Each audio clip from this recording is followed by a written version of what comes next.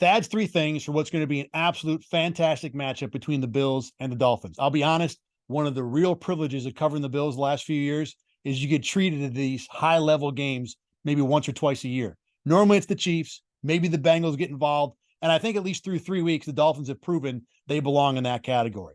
For me, thing number one is Christian Benford, the Bills' number 2 corner.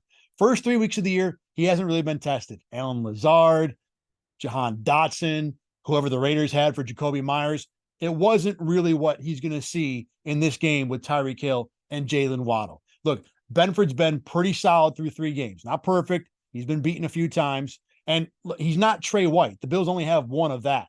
So there will be some issues on that side of the field. But I think if Benford can play at a reasonable level, above replacement, decent, okay, I think the Bills will be fine. Just at the end of the day, don't become the guy that Tua looks at and says, I want to throw there. Number 2, the Bills' 2 defensive tackles, Ed Oliver and Daquan Jones, have been just fantastic through 3 weeks. Absolutely dominating. Oliver gets a lot of the headlines, but for me, Jones has been right there with him. It's like having Sasquatch next to Yeti. Now, in this game, the Dolphins like to get the ball out quick, and their running game is so dangerous. They open up, they spread everything wide, and are able to open up holes both inside and outside. I think Oliver and Jones, as the 2 guys who start every play closest to the ball, to me, have the best opportunity to have a big impact in this game. So if the Bills win, I don't think they do it without big games from these 2 guys. They need to be into his face, hands up, and they need to be able to slow that run game down almost by themselves. They'll have help. The ends are good, but the Bills have to worry about setting such an edge on the outside and worried about those outside toss plays that you can't just have Leonard Floyd and Greg Rousseau crashing down in the middle as much as the Bills normally do. This is going to have to be a big defensive tackle game. Number 3, the matchup when the Bills have the ball doesn't get talked about much, but to me, it might be the more fascinating thing because the Dolphins under new coordinator Vic Fangio are almost a 180 from what they were last year. They've previously been an all-out, hair-on-fire blitzing team. Well, now they like to sit back, play cover 2. For example, Fangio, the last time he coached the defense, played the most cover 2 shell coverages in the NFL. Last year, the Dolphins played the least. Gives you an idea of what a turnaround this is for the Miami defense. And on the Bills side, although they haven't had a ton of quick strikes this year, they have been pretty successful putting together the 11, 13, 15 play drives. So I think you're going to see a situation where both teams kind of get to do what they want. The key for me is in the red zone. The Bills need to finish drive. They had trouble with that last week against Washington, not so much the week before against the Raiders. This is a game, obviously, where getting 6 instead of 3 is going to be a big deal. And going back to what Fangio likes to do, his idea, his philosophy is, we might give up stuff down the field, but we turn up the pressure in the red zone, constrict everything, and get off the field with a field goal. To me, this might be the number 1 place where the game is won or lost. Now, the Bills are going to be without Jordan Poyer in this game, and it will hurt.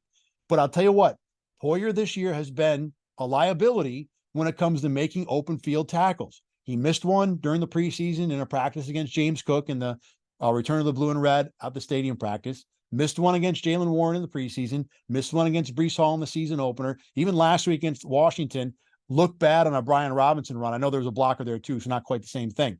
So I've been thinking this week that something that has to be giving Sean McDermott restless nights is the idea of Devon Achane or Raheem Mostert in the open field, where Poyer is the only thing between that guy and 6 points.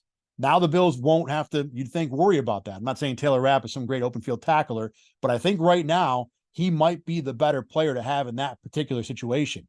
That being said, look, Jordan Poyer knows this defense. His instincts, his experience are incredible. There's plays that he will be able to see and react to while other guys, Rapp, DeMar Hamlin, will have to think. So the Bills are losing that, and this will definitely be a net negative situation. But it is not the end of the world. The Bills played without Poyer and Hyde in Miami last year and only lost by 2. Totally different situation because the Dolphins' offense is a lot better. The addition of the running backs to Miami, Mostert and Achane, to really provide electricity out of the backfield as much as it does on the outside with the receivers, I think takes this Miami offense to a whole new level, and that has to be respected. If you're Terrell Bernard and Matt Milano, get ready for a lot of running in this game. I think the Bills have an opportunity here to get a win, but in a lot of ways for me, this game becomes a battle between speed and power. You think about the Dolphins, electricity everywhere, obviously at the skill positions. For Buffalo, their quarterback, Josh Allen's a power guy, strong arm, run you over. James Cook is quick, but the next two running backs, big, strong guys, offensive line, size, power, defensive line, size, power. Leonard Floyd, Greg Rousseau are, 6'85" or however tall they are. So to me, it comes down to what works better, speed or power. And I think in this league is built for speed. So I'm going to take the speed team in this game. I like the under in this game too. I think both teams, especially with Miami's defense being a lot different, I think there's a feeling out process with that early. I think Buffalo's defense certainly has enough up front to cause Miami problems. And, you look at Miami's schedule so far, they've played three teams. The one good team offensively they faced, they gave up 34 points. The one good defensive team they faced, they only scored 24. So I have had a thought this week about, is it that simple? Is that what Miami is against good teams? And the Bills, I think theoretically are both. I do wonder about the Bills offense. I think they're still finding themselves a little bit. Like I said, speed versus power in the NFL. I'm going to take the speed team. Give me Miami 27-20.